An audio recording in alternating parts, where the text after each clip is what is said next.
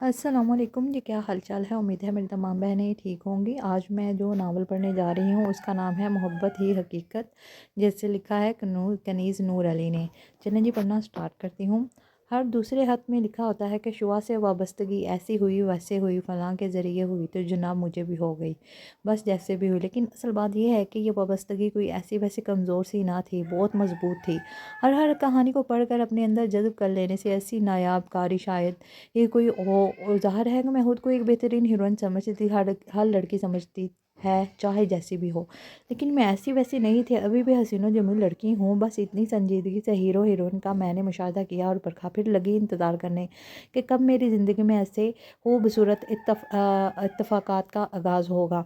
Hero की आमद कैसे होगी, आखिर कौन होगा वो खुशनसीब। कोई राह चलता हैंडसम एक नन्हे मुन्ने से एक्सीडेंट के ज़रिए मुझसे आ टकराएगा, या किसी शादी पर सूटेड बूटेड हीरो के दिल में मैं जूतों समेत घुस जाऊंगी और अगले दिन वो अपनी वालदा समेत मेरा तलबगार बनकर आ जाएगा। बस ऐसे ही अंदाजे काफ़ी मैं दिन रात लगाया करती थी कि मेरे सारे ख्वाब धड़ाम से ज़मीन बोस हो गए। मैं ये मानने पर मजबूर हो गई कि वो जो लोग कहते हैं कि सब कहानियों में होता है, हकीकत में नहीं। वो लोग सही कहते हैं। हाय क्या रंगा रंग सुस्त रंग सतरंग दनक रंग ख्वाब थे मेरे, और अब ये सब मिलिया मीट हो गए। न जाने कौन सी लड़कियां होती हैं और कहाँ पाई जाती हैं, जिनकी ज़िंदगी में अचानक कोई आ जाता है, फिर इनकी सफ़ेद वॉशिंग पाउडर से धुली ज़िंदगी के कैनवस पर रंग ही रंग बिखर जाते हैं, और वो जो आ जाता है इसकी शान ही निराली होती है, ठान गज़ब की होती है। आंखें जज्बे लुटाती होती हैं और बात करता है तो धड़कन रुक सी जाती है। हाय मेरे अल्लाह, ऐसा हीरो कहाँ पाया जाता है, बस कहाँ किसको मिलता है। दूसरी राइटर अपनी हर तीसरी कहानी में ज़रूर ही डालती है लाडला लाडला नाजो नाम में पहला पला हीरो फैक्ट्री ज़मीनों और जायदादों का मालिक जो गाँव का बैकग्राउंड रखता हो, तो हवेली वाला होता है, शहर में जिसका बंगला होता है, बड़ी सारी कई कनालों पर मोहित कोठी होती है। कोई माशी मसला नहीं, सो मोहब्बत करने के लिए आज़ाद और फुल टाइम दस्तियाब होता है। मैंने बिल्कुल भी यही सोच रखा था, लेकिन ये क्या मेरा पहला ही मासूम सा ख्वाब किरची किरची हो गया। मैं शादी के फंक्शनों पे या कहीं राह चलते हीरो के टकरा जाने का मंजर सोचे बैठी थी कि मेरा रिश्ता तय कर दिया गया। भला कहाँ, पूछिए ज़रा, जहाँ अक्सर हीरोइंस का हो जाता है, कज़न से चचा के घर। जी हाँ, चचा के घर, जहाँ दीवार से दीवार मिली होती है। कहानी में सबसे फजूल और नापसंदीदा कपल मुझे हमेशा ये कज़न वाला कपल लगा करता था, और आज मैं खुद इसका शिकार हो गई थी। चचा वाजिद का बेटा जैन। मेरे ख्वाब चकनाचूर हुए थे, और ऐसे चकनाचूर हुए थे कि अब दोबारा जुड़ भी ना सकते थे। कहाँ वो हीरो जिसकी अपनी सारी गाड़ी होती है, बड़ी सारी गाड़ी होती है, और कहाँ ये जैन जो हर दूसरे दिन मेरे भाई को मोटरसाइकिल मांगने आ जाता है। ये सोचकर ही आंसू आ गए थे मेरे। ऐसा हीरो मैंने आज तक नहीं देखा था, जो हीरोइन के भाई की मिन्नतें करके मोटरसाइकिल लेकर जाता हो। ये मेरे साथ ही होना था। सब झूठ होता है, अफसाने नावल मन गढ़ंत होते हैं, फरेब है भाई, सब फरेब है, माया है, सब माया है। रिश्ता तय करने की भी खूब रही, अगर हीरो ज़रा बालीफाई हो तो कहानी के मुताबिक घर के लॉन में मंगनी का फंक्शन अरेंज किया जाता है, और अगर ज़रा नॉर्मल सा हो तो घर में यूं ही बस अचानक छोटी सी तकरीब हो जाती है, जो इतनी भी छोटी नहीं होती जैसे मेरी हुई। अब भाई चचा चच्ची आए और पुराने डिज़ाइन की सोने की अंगूठी मुझे पहनाकर प्यार करके चाय पीकर बातें करके चले गए। बस मैं सदमों की इज़्ज़त में थी। सोच सोच कर दिमाग थक गया था, लेकिन इस दिल में सब मंजर यूँ नक्श थे। मंदिर यूँ नक्श थे कि निकाले नहीं निकल रहे थे। ऐसा कैसे हो सकता है, कुछ भी इस तरह ना हो सकता है अगले आने वाले दिनों में मेरे साथ ऐसा कुछ खुशगवार हादसा हो जाए कि मैं आज तक पढ़ती चली आई हूँ। मंगनी के बाद फ़ौरन शादी की तैयारी थी, और मैं इस हवाले में फिर खुशफहमी में मुब्तला हो गई थी। वो कहानी में होता है ना, जैसे ही शादी की तैयारियों का मरहल आता है, हैंडसम सा हीरो की बावकार मम्मा जानी बहू को लेने आती हैं अपने साथ शॉपिंग पर ले जाने के लिए। कैसे वो सीन बनता है, मम्मा जानी आती हैं जिन्होंने खूबसूरत सूट के ऊपर कंधों के गिर्द कीमती कश्मीरी कढ़ाई वाली शॉल के लिए लपेट रखी होती है। सर्दियों की ड्रेसिंग और बहुत नाजुक नफीस ज्वेलरी पहन रखी होती है। डाइनिंग रूम में बैठी वो चाय पीते हुए हीरोइन की मम्मा से गपशप लड़ा रही होती है कि हीरोइन साहिबा आ जाती हैं। मम्मा जानी इन्हें लिपटा कर मिलती हैं और इनकी मम्मा से पोस्ट शाइस्ता अंदाज में कहती हैं कि मैं तो बस आज अपनी बेटी को लेने आई हूँ, शॉपिंग करना है, उसकी ज्वेलरी का ऑर्डर भी देना है, सो हमें इजाज़त दें। और मम्मा की मोहब्बत बड़ी अरे अरे मैं हाँ छुपी होती है, और वो दुनिया की सबसे बेहतरीन साथ एक साथ चल दी जाती हैं।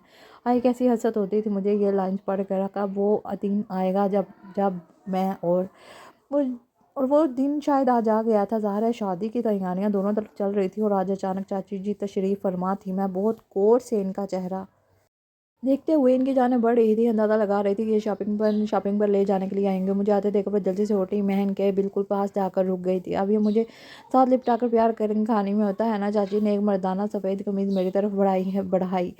मैं हैरानी से कभी कमीज़ को बोल रही थी, हादिया ये जल्दी से सिलाई लगा दो, तुम्हारे चचा की कमीज़ ये साइड वाली जेब ही उधड़ी हुई है। मुझे नज़र ही नहीं आई, पहले ही अभी इस्त्री करने लगी तो देखा मैंने मशीन ख़राब है। आज तक मुझे चाची कभी इस कदर रवायती चाची नहीं लगी थी, और जब मेरा इनसे रिश्ता बदल गया था तो वो सासपन पर उतर आई।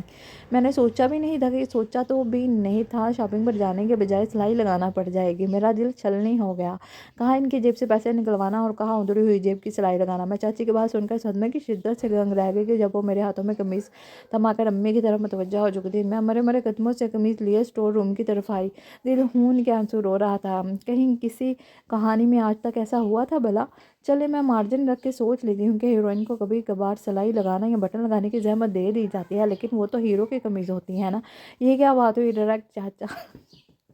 डायरेक्ट चाचा की कमीज़ प्लस ससुर की कमीज़। मेरे दिल में भाला गुस्सा था। चचा के बजाय जैन की कमीज़ होती तो मैं कुछ आसानियत महसूस करती, सिलाई लगाती, मेरा दिल धड़क धड़क जाता। लेकिन अब तो सच में से मेरा सर फटा जा रहा था। कमीज़ चच्ची को थमाकर मैं छत पर आ गई थी। मैं अब यहाँ अक्सर मैंने पढ़ा था कि जब छतें आपस में मिलती हों, वहाँ हीरो मौका तलाश कर हीरोइन से मिलने आ जाया करते हैं, लेकिन मेरा हीरो इस कार्य हैर से शायद आगाह नहीं था। 7 दिन की छत पर तार पर धुले हुए कपड़े लटक रहे थे। मैं 2-3 चक्कर लगाकर नीचे आ गई। भाड़ में जाए कहानी और दफ़ा हो जाए हीरो।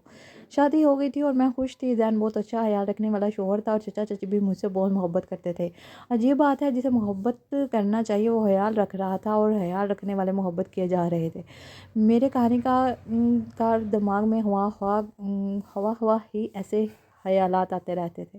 अभी 1 हफ़्ता ही तो हुआ था शादी को। मैं और जैन मोटरसाइकिल पर, ये मोटरसाइकिल मेरे भाई की नहीं थी, मेरे हीरो ने अपनी खरीदी थी। बड़ी फूफो के घर जा रहे थे।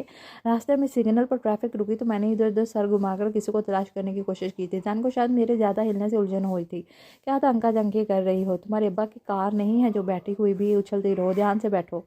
यार मैं इसकी बात पर ज़रूर नाराज़ होती, लेकिन इसका और बहुत दोस्ताना था, सो नहीं बस वैसे ही वो कहकर चुप हो गई थी। अब भला क्या बताती कि मैं तो इस गिदरे वाले को ढूंढ रही थी जो हर नए जोड़े को सिग्नल पर ज़रूर ही मिलता है और हीरो गिजरे लेकर साथ गाड़ी में बैठी हीरोइन को खुद पहनाता है।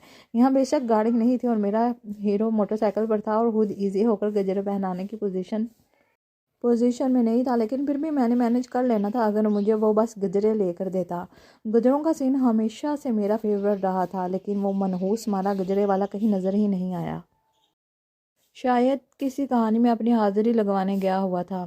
मेरा मुंह उदासी से लटक कर रह गया था। फूफा के घर भी मैं गुमसुम सी रही। घर वापस आकर भी चुप नहीं टूटी थी। कपड़े तब्दील करके जुलूस संभाल कर मैं बैठी थी। अपने अंदर की कैफियत खुद अपने बस से बाहर हो रही थी। आंखों में बार बार नमी आ रही थी। मैं जानती थी मेरी आंखें बस छलक जाने को बेताब थी कि जैन कमरे में चला आया। मेरी आंखों में उसने नमी देख ली थी। वो ज़रा ठटका था। क्या हुआ हादिया? वह बहुत अपनाई से पूछ रहा था। कुछ नहीं। मैंने आंसू पीने की कोशिश की थी। कुछ तो हुआ है ना, बताओ मुझे मेरी जान। इसने अपना बाजू मेरे कंधे के गिर्द फैलाकर मुझे सांस लगा लिया। इतनी सी हिद्दत और लहजे की नरमी से ही मैं पिघल गई थी। मेरे आंसू टपाटप बह निकले और इसकी कमीज़ में जज़ब हो रहे थे। कहानियों में भी तो ऐसा ही होता है कि मेरे दिल ने सिग्नल दिया था। उफ़, ये कहानियाँ मेरा दिमाग ख़राब करके रख दिया है। बाजार सब कुछ ठीक है, लेकिन मेरा दिल ऐसे नाखुश है जैसे मुझ पर कोई जुल्म हो रहा हो। मैं खुद से उलझते हुए मज़ीद रो रही थी। मुझे खुद पर भी गुस्सा आ रहा था और अपने ख्वाबों पर भी, आंसुओं पर भी और अपनी इस बेबसी पर भी। जैन घबरा गया था। हादिया ये क्या पागलपन है? कुछ तो बताओ, कुछ बताओ तो सही। वो बेहद नरमी से बोला था। मुझे इस पर भी गुस्सा आने लगा था। जी हाँ, मैं पागल हूँ तो पागलपन करूँगी ना, मैंने सख्ती से कहा था। अरे वो हैरान हुआ था। फिर इसके लहजे में शरारत नाची थी। तुम पागल हो नहीं, पागल कर देती हो। इसकी सरगोशी मेरे कान में गुनगुनाई थी। इस लहजे में ऐसा खुमार था कि मैं हैरान होकर आंसू भरी आंखों से इसकी तरफ देखने लगी थी, और वो वहाँ इन आंखों में शौक़ का एक जहानाबाद था और वो मुझसे अपनी मोहब्बत का इजहार कर रहा था। ज़रीना मोहब्बत, शदीद मोहब्बत। कब मैं इसे अच्छी लगने लगी, कब इसने मुझे पाने की ख्वाहिश की, कैसे इसके दिल में मुझे खो देने का खौफ था, और मैं हैरानी की मनादल तय कर रही थी। जैन ने मुझे वो सब बताया और मैं हैरान थी कि मुझे इसके अल्तफ़ात का एहसास क्यों ना हुआ। मैं कुछ और चीज़ों में उलझी हुई थी और मोहब्बत किसी और रास्ते में मेरी ज़िंदगी में आई थी। मैंने बहुत गहराई में जाकर जायज़ा लेना शुरू किया था। मैंने कहानियाँ तो बहुत पढ़ी थी, तमाम अफ़साने और नावल हिफ़्ज़ कर रखे थे, लेकिन इनके तह में उतरने की तौफ़ीक ही नहीं हुई थी कि मैं ये जान भी ना पाई थी कि हीरो अमीर और हैंडसम होने की वजह से हीरो नहीं होता। वो हीरो इसलिए होता है कि वो मोहब्बत करता है, और मैं कभी ये जान ना पाई कि कहानी की नित